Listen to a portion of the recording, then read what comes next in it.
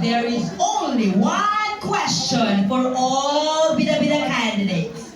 The question is, what is your greatest contribution to the migrant sector? I repeat, what is your greatest contribution to the migrant sector? Miss Grant Force Remittance?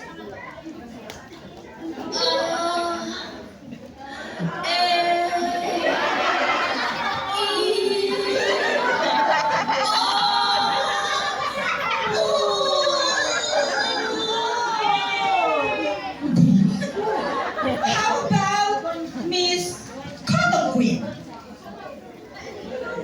Akala ko beauty pageant to. Quiz bee pala. And hi, thank you. And next, Miss Universal Baynat?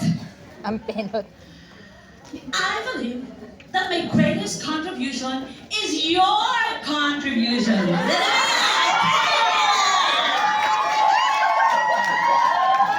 Meron naman kaya tayo maasahan na tinutin mo sa candidate Queen of Labor Expert Program? Ayoko na lang mag-talk. I don't wanna talk! Morning! Talaga, wala David to. Eaton! Handa na ba kayo? The moment na iniintay natin to announce the winners of Grand Puksaan. Narito muli si Maria Magtanggol.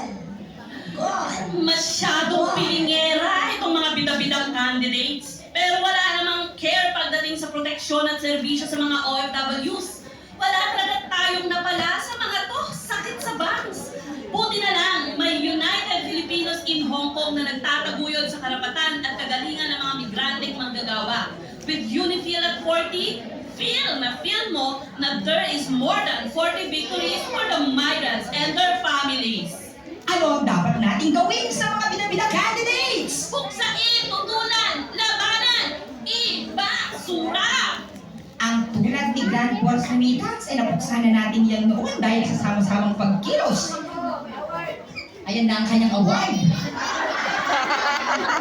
At para naman, naku, talagang maibabasura ng literal. Itong si Grand Force Remittance. Dotol. At para naman kay Cotton Queen, Ibasura! dapat lang talagang labanan at ibasura niya.